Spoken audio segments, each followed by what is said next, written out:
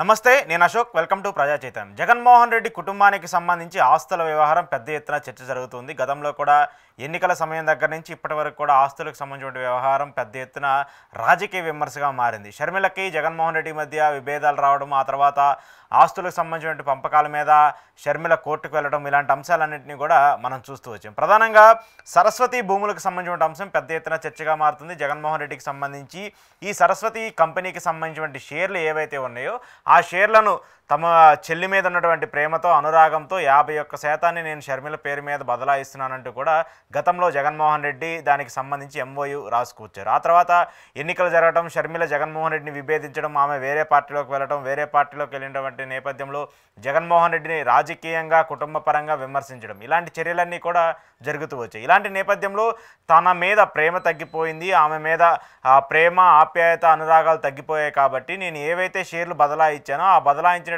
షేర్లని రద్దు చేసుకుంటున్నానంటూ కూడా జగన్మోహన్ రెడ్డి చెప్తూ వచ్చారు. అయితే ఈ కంపెనీకి సంబంధించి, సరస్వతి కంపెనీకి సంబంధించినటువంటి ఏదైతే ఉందో దీంట్లో హోల్ అండ్ షేర్ ప్రాపర్టీ కావచ్చు, దాదాపు 99.89% వాటా కలిగినటువంటి విజయమ్మే ఈ కంపెనీకి మొత్తం యజమాని అంటూ కూడా కోర్టులో తెలుపుతూ వచ్చింది. ఈ తర్వాత ఆ షేర్లు బదలాయింపు ఎప్పుడైతే జరిగిపోయాయో ఆ బదలాయింపు జరిగిపోయిన తర్వాత జగన్మోహన్ రెడ్డి ఆ కంపెనీ నుంచి కూడా తప్పుకున్నారు. ఆయన కేవలం జస్ట్ నార్మల్ నామినీ డైరెక్టర్గా మాత్రమే ఉంటున్నారు. ఎక్కడా కూడా ఆయన పూర్తిస్థాయి వ్యవహారాలు ఎక్కడా కూడా ఆయన జరపలేదు. అయితే ఈ కేసుకు సంబంధించి నిన్న నేషనల్ కంపెనీ లా ట్రిబ్యునల్లో ఈ కేసుకు సంబంధించిన విచారణ జరిగినటువంటి నేపథ్యంలో కొన్ని ఇంట్రెస్టింగ్ కామెంట్స్ చేస్తూ వచ్చారు. విజయమ్మకి సంబంధించిన లాయర్ కొన్ని కీలక వ్యాఖ్యలు చేస్తూ వచ్చారు.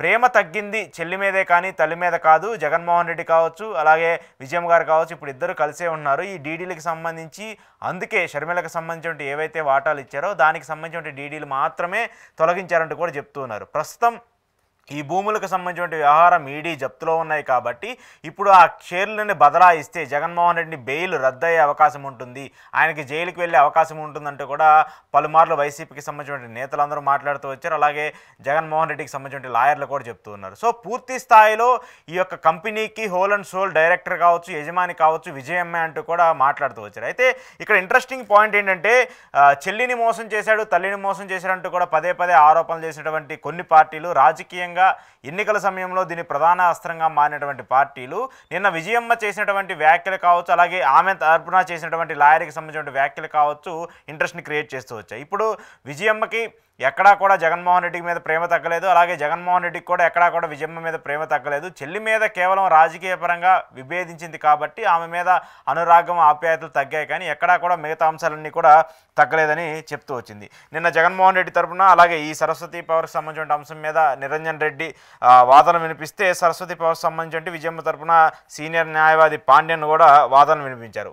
ఇరువురి వాదనలు అయినటువంటి కోర్టు ఈ కేసుని 30వ తారీఖు వాయిదా వేస్తూ వచ్చింది. అయితే ఇక్కడ ఇంట్రెస్టింగ్ అంశం ఏంటంటే ఇప్పుడు ఈ కేసుకు సంబంధించి విజయమ్మే డైరెక్ట్గా నేను ఈ హోల్ అండ్ సోల్ ప్రాపర్టీకి ఓనర్ని నేనంటూ చెప్తూ వస్తున్నారు. దాంతోపాటు జగన్మోహన్ రెడ్డి అప్పుడు ఈ షేర్లని బదలాయించిన మాట నిజమే, వాస్తవమే, కానీ ఆ తర్వాత జరిగినటువంటి పరిణామాలన్నీ కూడా మారిపోవడం వల్ల జగన్మోహన్ రెడ్డిని ఆ షేర్లను వెనక్కి తీసుకుంటున్నట్టు కూడా చెప్తూ వచ్చారు. అయితే ఇది కుటుంబానికి సంబంధించిన వ్యవహారము, ఇది కంపెనీకి సంబంధించిన వ్యవహారం కాదు. దీన్ని తేల్చుకోవాల్సింది ఎన్సీఎల్టీ కోర్టులో కాదు, ఏదైతే నార్మల్ దీనికి సంబంధించిన సివిల్ కోర్టులో ఈ కేసును తేల్చుకోవాలంటూ కూడా విజయమ్మ సంబంధించిన లాయర్ కూడా మాట్లాడుతూ వచ్చారు. ఏంటి ఈ కేసుకు సంబంధించిన వివరాలు ఏంటి, ఎందుకు ఇప్పుడు విజయమ్మ గారు జగన్మోహన్ రెడ్డికి సపోర్ట్గా మాట్లాడుతూ వస్తున్నారు అంటే గతంలో చాలామంది ఆరోపణలు చేస్తుంది ఏంటంటే విజయమ్మ కూడా జగన్మోహన్ రెడ్డికి దూరంగా ఉన్నారు, దూరంగా వచ్చేసారంటూ కూడా ఆరోపణలు చేసినటువంటి నేపథ్యంలో ఇప్పుడు సడన్గా జగన్మోహన్ రెడ్డికి సపోర్ట్ చేస్తున్నారంటూ కూడా కొన్ని చర్చలు జరుగుతున్నాయి. ఈ అంశం గురించి ఈరోజు డీటెయిల్డ్ అనాలిసిస్ చేద్దాం, అలాగే ఏపీ రాజకీయాల గురించి కూడా మాట్లాడదాం. ఈరోజు నాతో పాటు ఇంటర్వ్యూలో పార్టిసిపేట్ చేస్తున్నారు అనలిస్ట్ పురుషోత్తం రెడ్డి గారు. పురుషోత్తం రెడ్డి గారు నమస్తే. నమస్తే అశోక్ గారు. సో ఇది మనం గతంలో కూడా చాలాసార్లు మాట్లాడుకున్నాము. ఈ అంశానికి సంబంధించి కావాలని రాజకీయం కావచ్చు, లేదంటే కుటుంబానికి సంబంధించి జగన్మోహన్ రెడ్డిని డిమోరలైజ్ చేయడానికా, లేదంటే ఆయన మానసికంగా ఇబ్బంది పెట్టడానికా అంటూ కూడా చాలాసార్లు చర్చలు జరుగుతూ వచ్చాయి. అయితే నిన్న విజయమ్మ గారి తరపున లాయరు, అంటే విజయమ్మ గారి తరపున లాయర్ చెప్పారంటే డైరెక్ట్గా విజయమ్మ గారు చెప్పినట్టే కోర్టుకు వెళ్ళి. సో ఇలాంటి నేపథ్యంలో నిన్న ఆ వాదనలు విన్నటువంటి ప్రతి ఒక్కరికి కూడా కొంత ఆశ్చర్యాన్ని కలిగించినటువంటి అంశము. ఇప్పటికీ కూడా ఇంట్రెస్టింగ్ ఫ్యాక్టర్ ఏంటంటే వాళ్ళిద్దరూ కలిసే ఉంటున్నారు. ఆ డాక్యుమెంట్స్ ఎవరి దగ్గర ఉంటే ఏంటి, విజయం దగ్గర ఉంటే ఏమవుతుంది, జగన్మోహన్ రెడ్డి దగ్గర ఉంటే ఏమవుతుందంటూ కూడా వాదనలు వినిపించినటువంటి నేపథ్యాన్ని కూడా మనం చూస్తున్నాం. సో ఈ హోల్ అండ్ సోల్ ప్రక్రియ అంతా చూసినప్పుడు ఇది కేవలం రాజకీయ పరంగా జగన్మోహన్ రెడ్డిని ఇబ్బంది పెట్టడానికి చేసినటువంటి కేసుగానే మనం పరిగణించుకోవాలా? ఎన్సీఎల్టీలో ఏదైతే ట్రిబ్యునల్ కోర్టులో జగన్మోహన్ రెడ్డి గారు ఏదైతే తన చెల్లి కోసం తన తల్లి పేరుతో గిఫ్ట్ డీడ్గా సరస్వతి పవర్కు సంబంధించిన షేర్లు బదలాయింపు చేశారో ఆ వివాదం ప్రజెంట్ వాదనలు నడుస్తుంది. జగన్మోహన్ రెడ్డి గారు తిరిగి వెనక్కి తీసుకున్న కారణంగా. సహజంగా కోర్టులో వాదనలు ఎప్పుడు సాంకేతిక అంశాలు బయట ఆధారం ఉంటాయి తప్ప నైతిక విలువలు మనం బయట మాట్లాడుకునే విషయాల ఆధారం ఉండవు. ఎవరు నెగ్గడం కోసం వాళ్ళు వాదన చేస్తారు. ఆ వాదనల ఆధారంగా చేసుకునే యాజ్ ఇట్ ఈస్ గా పరిస్థితిని మనం అనలైజ్ చేయలేం. అయితే కేసు ఏంటి, జరుగుతున్నది ఏంటి చూసినప్పుడు కేసు ఏంటంటే సరస్వతి పవర్ కు సంబంధించినటువంటి మెజారిటీ షేర్లను, తన వాటాగా ఉన్నటువంటి షేర్లను, తన శ్రీమతి పేరుతో ఉన్న షేర్లు అన్నింటినీ కూడా తన చెల్లికి ఇవ్వాలని నిర్ణయించుకున్నాడు వాళ్ళకున్న అవగాహన మేరకు. అయితే దాన్ని తల్లి పేరుతో గిఫ్ట్ డీడ్గా అష్యూరెన్స్ ఇచ్చారు. ఒక కండిషన్ ఏంటంటే అవి మీరు అన్నట్టు ఈడీ ఎన్ఫోర్స్మెంట్ డైరెక్టర్ సిబిఐ కేసులు జగన్మోహన్ రెడ్డి పైన ఉన్నాయి కదా, దాంట్లో ఈడీ అటాచ్మెంట్ లో ఉంది.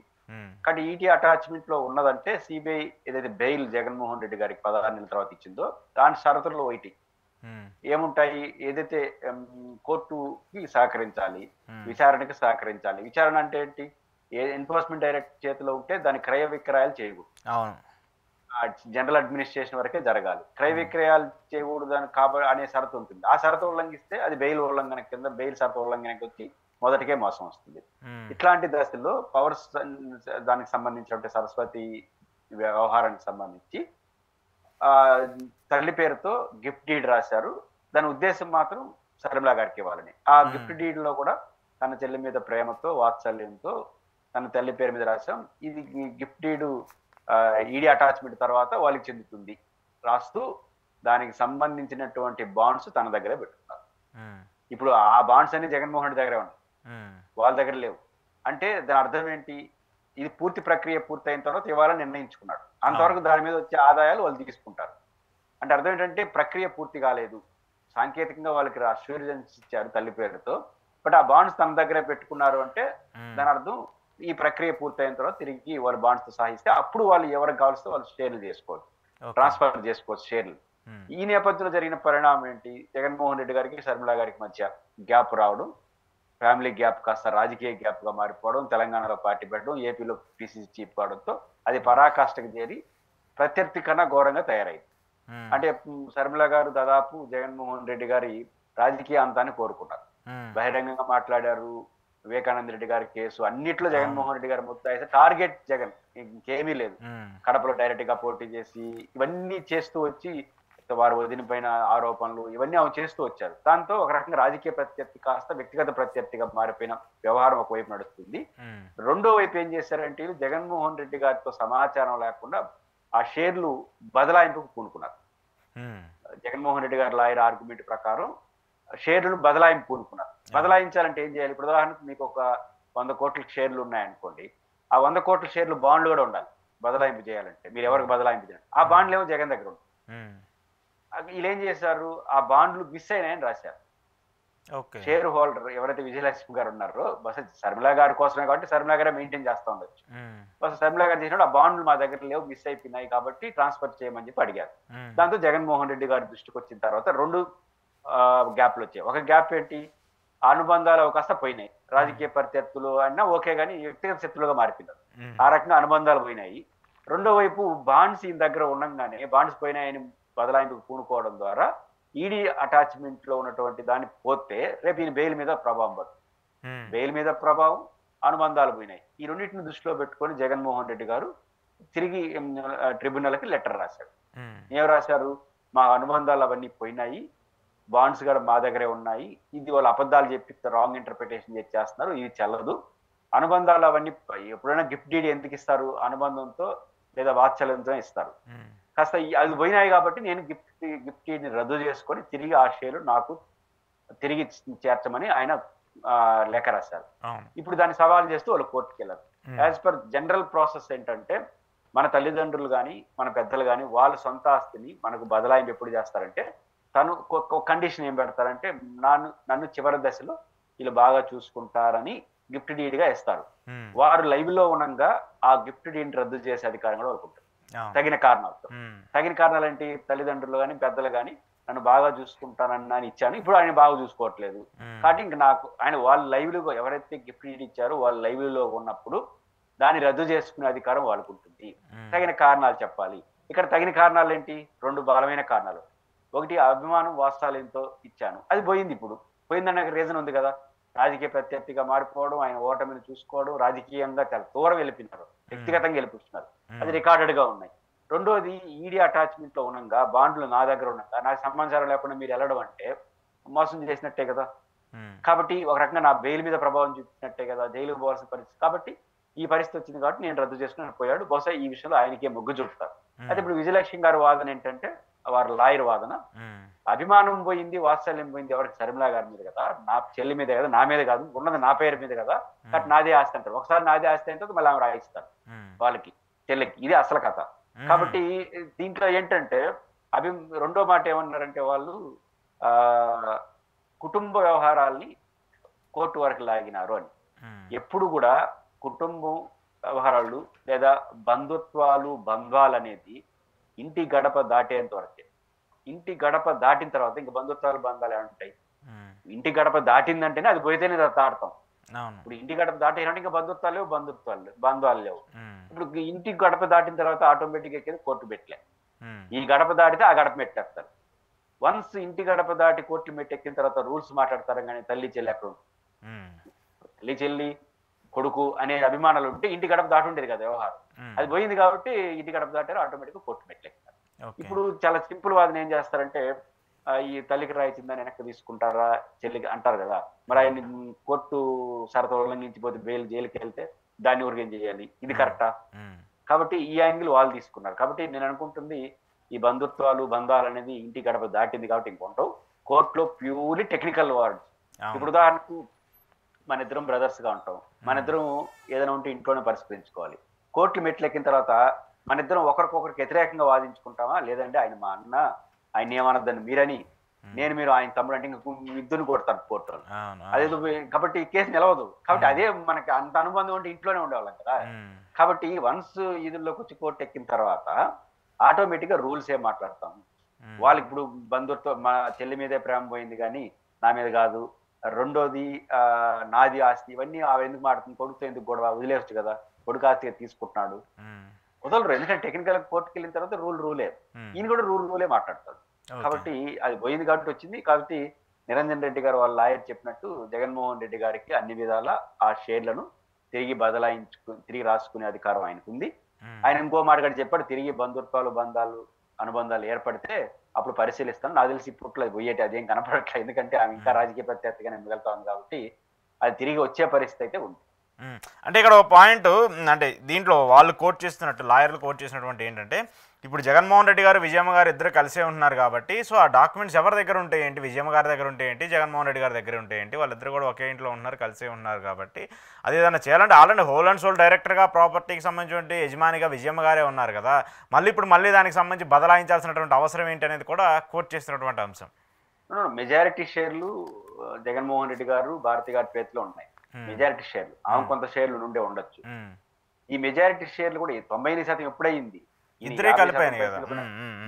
ఈ షేర్లు బదలాయింపు ప్రక్రియ పూర్తయితే వాళ్ళకి 99% వస్తుంది. ఇప్పుడు రాదు. ఇప్పుడు జగన్ గారు ఏదైతే తన శ్రీమతి, తన కుటుంబ సభ్యుల మీద ఉన్న దాన్ని ప్రేమతో బదలాయింపు చేశారో, అది ప్రక్రియ పూర్తయితే ఆమె 90% వానరు. అది ప్రక్రియ పూర్తి కాబట్టి ఈయనే వానరు. 51% ఉంటే మెజారిటీ అవుతుంది. అంటే మెజారిటీ షేర్లు ఇప్పుడు ఈయన దగ్గర ఉన్నాయి. ఒకే దగ్గర ఉన్నాయి, ఎవరి దగ్గర ఉంటే మీరు అంటున్నారు. నా పాయింట్ ఏంటంటే, ఒకే దగ్గర ఉండి తెలిసిన తర్వాత పోయినా ఎందుకు అడిగారు? వాళ్ళు ఈ బాండ్లు షేర్లు బదలాయింపు చేయాలనుకున్నారు కదా, బాండ్లు మిస్ అయినా ఎందుకు చెప్పినారు? నా కొడుకు దగ్గర ఉన్నా ఎందుకు చెప్పలా? అప్పుడు ఏం చెప్తుంది? కోట తీసుకురాబోండి అంటుంది. అంటే మిస్ అయినా అన్నారంటే సంబంధాలు ఏమున్నట్టు? ఇప్పుడు నా దగ్గర ఉంటే ఒకటే, నా కొడుకు దగ్గర ఒకటి ఉంటే అంటే అది తెలిసినప్పుడు మిస్ అయిన ఎందుకు రాసుకున్నారు బదలాయింపు చేసినప్పుడు? అంటే కొడుకు తెలియనట్టు రాసినట్టేగా. ఎవరైతే షేర్లు అభిమానంతో ఇచ్చారో గిఫ్ట్ డీడ్, ఆ గిఫ్ట్ డీడ్ ఇచ్చిన తెలియకుండా షేర్లు బదలాయింపు చేయడం అంటే ఏదో సంథింగ్ ఇస్ రాంగ్ అని కోర్టు అనుకోదా? కాబట్టి ఈ వాదనలన్నీ టెక్నికల్ గా బలం చేకూర్చడం వాళ్ళు తప్ప ఆడ కోర్టు ముందు చాలా తాయి నేనైతే అనుకోను. అంటే ఇప్పుడు ఎలా అంటే విజయమ్మ గారు ఎవరికి సపోర్ట్గా మాట్లాడారు? జగన్ గారికి మద్దతుగా మాట్లాడారా, లేదంటే ఈ షేర్లను ఎలాగైనా బదలాయించుకోవాలని చెప్పేసి విజయమ్మ గారు షర్మిలకి ట్రాన్స్ఫర్ చేయాలని చెప్పేసి మాట్లాడారా, లేదంటే వాళ్ళకి సంబంధించి ఏం జరిగి ఉంటుంది? నిస్సందేహంగా విజయలక్ష్మి గారి లాయర్ వాదన ఫస్ట్ శర్మిల గారితో గొడవ కదా, నాకు కాదు కదా అని తను ఫస్ట్ సక్సెస్ అయిపోయారు అనుకోండి, మళ్ళీ ఎవరు రాయిస్తారు? ఆటోమేటిక్గా శర్మిల గారికి కదా. ఇప్పుడు శర్మిల గారికి రాసిచ్చే ఉద్దేశం లేకపోతే, కొడుకు అనుకూలంగా ఉంటే కేసు నుంచి విత్డ్రా అయిపోతే ఆయనకి బాండ్లు ఆయనకు వచ్చేస్తాయి కదా, ఆయన షేర్లు ఆయనకు వచ్చేస్తే కొడుకుదే అయిపోతుంది. ఇప్పుడు కేసు వేస్తే, కేసు వేయకపోతే జగన్ గారు రాసిన లెటర్ని ప్రామాణికంగా తీసుకుని జగన్ గారి షేర్లు జగన్ గారికి వచ్చేస్తాయి, రిటర్న్ వచ్చేస్తాయి. కేసు వేసినారంటే ఇయ్యద్దని అంటే అర్థం ఏంటంటే జగన్ గారికి వ్యతిరేకం. డౌట్ ఎందుకు? ఖచ్చితంగా జగన్మోహన్ గారి వ్యతిరేకంగా కోర్టుకు వెళ్ళారు కాబట్టి దానికి వ్యతిరేకంగా వాదనలు ఫస్ట్ తన వైపు మళ్ళీతే తర్వాత కూతురికి మార్చే ప్రయత్నం చేసి ఉండొచ్చు. అది క్లియర్ గా కనపడుతుంది. వాదన అదే చెప్పే కదా, కోర్టులో వాదనలు టెక్నికల్ గా ఉంటాయి. మీరు చెల్లెళ్ళు కూతురు మీద కోపం తప్ప నా మీద కాదు కానీ కూతురు తల్లిగా అంటే ఆమె ఏం అప్పుడు ఆమె వీడియోలు అవన్నీ ఎందుకు రిలీజ్ చేశారు? నా కొడుకు కూతురు ఇద్దరు సమానంగా ఉండాలనుకుంటున్నాను, ఈ పరిస్థితి రావడం, ఇవన్నీ ఎందుకు మాట్లాడరు? ఖచ్చితంగా ఈ షేర్ల వరకు కూతురికే ఇవ్వాలని శర్మిల గారు, విజయలక్ష్మి గారు భావిస్తారు. జగన్ గారి ఉద్దేశం అదే, చెడింది కాబట్టి ఈ పరిస్థితి వచ్చింది. ఓకే ఓకే ఓకే ఇంకొక అంశం సార్, హైకోర్టుకి సంబంధించి కొన్ని కీలక వ్యాఖ్యలు చేసింది హైకోర్టు. భూములకు సంబంధించిన కేటాయింపుల్లో రాష్ట్ర ప్రభుత్వం తీసుకున్నటువంటి తీరు కావచ్చు, రాష్ట్ర ప్రభుత్వం కొన్ని కంపెనీలకు వేల కోట్లు విలువ చేసేటువంటి భూముల్ని తక్కువ ధరకు ఇవ్వడమా అంటారా, లేదంటే వాళ్ళతో ఫ్రీగా ఇచ్చేసి ఇన్నేళ్ల పాటు అగ్రిమెంట్ చేసుకోవడం అంటారా, వీటన్నిటినీ కూడా కోర్టులో సవాల్ చేస్తూ వచ్చారు కొంతమంది పిటిషనర్లు. సో దీనికి సంబంధించి చూసుకున్నప్పుడు ఈరోజు కోర్టు వాటన్నిటిని కూడా డాక్యుమెంట్ అన్నింటినీ కూడా కోర్టు ముందు పెట్టండి, అన్ని విలువైనటువంటి భూముల్ని మీరు ఎలా అప్పగిస్తారంటూ కూడా కోర్టు కొంత ఆగ్రహం వ్యక్తం చేస్తూ వచ్చింది. ఎందుకు రాజకీయ పరంగా ఇలా జరుగుతుంది అంటే, గతంలో కూడా జగన్మోహన్ రెడ్డి ప్రభుత్వానికి సంబంధించి ఆయన కూడా కొన్ని కంపెనీలకు భూములు కేటాయించినప్పుడు ఇలాంటి ఆరోపణలు ఎదుర్కొంటూ వచ్చారు, కొన్ని చేసుకుంటూ వచ్చారు. ఇప్పుడు కూటమి వచ్చిన తర్వాత చాలా విలువైనటువంటి భూములను, విశాఖకు సంబంధించినటువంటి భూములను టీసీఎస్ కావచ్చు, అలాగే లులు కావచ్చు, అలాగే కొన్ని వర్ష అనేటువంటి కంపెనీలు కావచ్చు, ఇలా అప్పగిస్తూ వచ్చారు. దాని మీద కోర్టు అయితే కొంచెం సీరియస్ అవుతూ వచ్చింది, అలా కేటాయించడానికి వీలు లేదంటూ కూడా మాట్లాడుతూ వచ్చింది. ఏం చెప్తారు? భూముల కేటాయింపు అనేది పారిశ్రామిక అభివృద్ధిలో భాగం. అంటే పరిశ్రమలు రప్పించడం కోసం వాళ్ళకి ప్రోత్సాహాలు ఇవ్వడం, లేదా ట్యాక్సులు మినహాయింపులు ఇవ్వడం, ప్రకృతి వనరుగా ఉన్నటువంటి భూమిని తక్కువ ధరకు ఇవ్వడం, లేదా 90 ఏళ్ళకో 50 ఏళ్ళకో లీజుకి ఇవ్వడం, అంటే నామమాత్ర ధరకు లీజుకి ఇవ్వడం, లేదా తక్కువ ధరకు అమ్మడం, పారిశ్రామిక రాయితీలను ఇవ్వడం అనేది పారిశ్రామిక ప్రగతికి ఉపయోగపడే ప్రభుత్వ అధికారిక నిర్ణయం. దాన్ని ఎవరో తప్పట్లేదు. అయితే అధికారం ఉందని కానీ నాకు ఇష్టం వచ్చినట్టు కంపెనీకి ఇష్టం వచ్చినట్టు ఇస్తానంటే కుదరదు. పాలసీ అనేది పాలసీగా ఉండాలి. పరిశ్రమలకు 99 పైసలకు ఒక ఎకరా విశాఖపట్నంలో ఇవ్వాలని మీరు నిర్ణయించుకుంటే, విశాఖపట్నం చుట్టూ ఏ కంపెనీకైనా అదే రేటుకి ఇవ్వాలి. మీ కంపెనీకి ఒక రేటు, నా కంపెనీకి ఒక రేటు ఇస్తే అది పంచాయతీ అవుతుంది. ఖచ్చితంగా కోర్టు జోక్యం తీసుకుంటుంది. ప్రభుత్వానికి విశేష అధికారం ఉంటుంది. పారిశ్రామిక ప్రగతి కోసం ఉచితంగా ఇవ్వచ్చు, తక్కువ ధరకి ఇవ్వచ్చు, లీజు కూడా ఇవ్వచ్చు 99 ఏళ్ళు అట్లా. కానీ ఈ కంపెనీకి లీజ్ ఇస్తాను, ఇంకో కంపెనీకి ఇంకోటి ఇస్తానంటే కుదరదు. లేదా విశాఖపట్నంకి ఒక పాలసీ, తిరుపతికి ఒక పాలసీ, అమరావతికి ఒక పాలసీ అంటే కూడా కుదరదు. ఇప్పుడు విశాఖపట్నంలో విలువైన భూములు 99 పైసలకు ఒక ఎకరాకి ఇస్తే, అమరావతిలో మొత్తం 20 కోట్లకి ఇస్తాను అంటే వాట్ లాజిక్? దాన్ని ఇప్పుడు 1 కోట్లకి వెళ్తే పారిశ్రామిక విధానం అనేది సాంద్రంగా ఉండాలి. ఒక్కొక్క ప్రాంతానికి ఒకటి, ఒక్కొక్క ప్రాంతం అంటే అమరావతి వరకు ఇది అది కాంట్రాక్ట్ ఒప్పందంలో భాగంగా జరిగింది కాబట్టి భూములు అమ్ముకోవడం దాంట్లో పాలసీలో మ్యాటర్ కాబట్టి ఓకే, దానికి ఒక డిఫరెంట్ ఉండొచ్చు. కానీ ఏదైనప్పుడు కూడా పాలసీల్లో డిఫరెంట్ ఉన్నారు. రెండోది ఏంటంటే, నాకు ఏ కంపెనీ కంటే ఆ కంపెనీకి ఇవ్వకూడదు. ఇప్పుడు ఉదాహరణకు నువ్వు ప్రకృతి వనరని 99 ఏళ్ళకు లీజుకి ఇవ్వడం, తక్కువ ధరకి ఇవ్వడం ఏదైనా చేయాలి అంటే ఆ కంపెనీ యొక్క క్రెడిబిలిటీ కూడా ఇంపార్టెంట్. ఇప్పుడు ఒక కంపెనీకి ఎందుకు ఇస్తున్నాం? ఆ కంపెనీ ఇక్కడ పెట్టుబడులు పెడితే 100 కోట్లు 1000 కోట్లు, ఆ 1000 కోట్ల రూపాయల యొక్క ఉత్పాదకత పెరిగితే ట్యాక్సులు వస్తాయి, ఉపాధి వస్తుంది, సమాజానికి ఉపయోగపడుతుంది, అభివృద్ధి చెందుతుంది అనే లక్ష్యంతో ఇది ఇస్తారు. ఏదో నా ప్రభుత్వం నాకు అధికారం ఉంది కాబట్టి నాకు బుద్ధి పుట్టిన కంపెనీకి అంతా ఇచ్చేస్తుంటే కుదరదు. దాని యొక్క పర్యవసానాలు సమాజానికి, ప్రభుత్వానికి ఉపయోగపడాలి. ఉపయోగపడాలంటే ఆ కంపెనీ యొక్క ట్రాక్ రికార్డు కూడా చూస్తారు. రెండోది ఆ కంపెనీ ఏ పెట్టుబడి పెడుతుందో కూడా చూస్తారు. ఉదాహరణకు ఇప్పుడు కియా పరిశ్రమ వచ్చింది. కియా పరిశ్రమ వల్ల ఏమైంది? అక్కడ భూముల ధరలు పోయినాయి, కియాలో మోటార్ ఉత్పత్తి జరిగింది, ఎంప్లాయ్మెంట్ జరిగింది, దానికి అనుబంధంగా 10ల సంఖ్యలో పరిశ్రమలు వచ్చాయి. దానివల్ల ఏమైందంటే డెవలప్మెంట్, ఎకనామిక్ డెవలప్మెంట్. అది ఒక యాంగిల్. ఉదాహరణ ఒక చిన్న షాపింగ్ మాల్ అనుకోండి, ఒక షాపింగ్ మాల్ కి కియా పరిశ్రమకి ఇచ్చిందంటే ఇవ్వడానికి కుదరదు. ఉమ్, ఎందుకని ఆ షాపింగ్ మాల్ వల్ల పునరుత్పత్తి ఏముంది? ఉమ్, ఉండదు కదా, పునరుత్పాదకత ఏమి ఉండదు కదా. అవును. షాపింగ్, వ్యాపారం, లాభాలు వస్తాయి.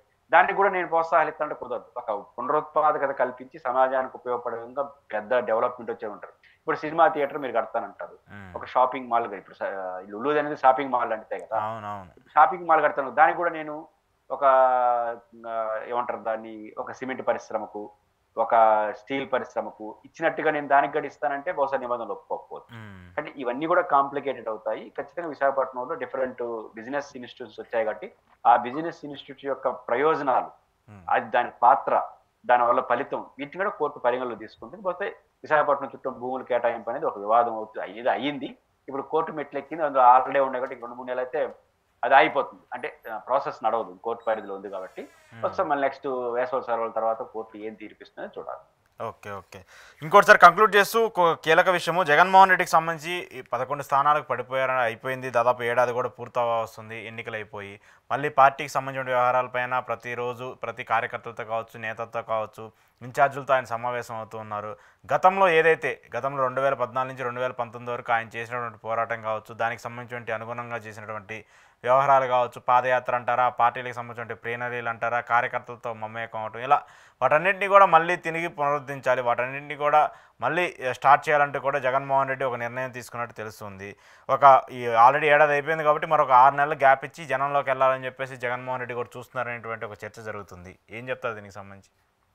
నిన్న తన పార్టీ కార్యాలయంలో లోక్సభ నియోజకవర్గ ఇన్ఛార్జీలు, పరిశీలకులు, ఉమ్, రీజనల్ కోఆర్డినేటర్లు వీళ్ళతో సమావేశం జరిగింది. ఈ సమావేశంలో కొన్ని కీలకమైన 3 అంశాలు ప్రస్తావించారు. ఉమ్, ఒకటి, 2014 నుంచి 19 వరకు చంద్రబాబు గారి ప్రభుత్వం హామీల వైఫల్యాలని చేయడం వల్ల దాన్ని ప్రజల్లో ఎస్టాబ్లిష్ చేసి ఒక పాదయాత్ర ద్వారా మన మీద కూడా నమ్మకం కలిగించి విజయం సాధించాము 19లో. ఉమ్, ఆ విషయాన్ని అదే తరహాలో 24 నుంచి 29 కూడా జరగబోతుంది అనేది ఒక పాయింట్ చెప్పారు.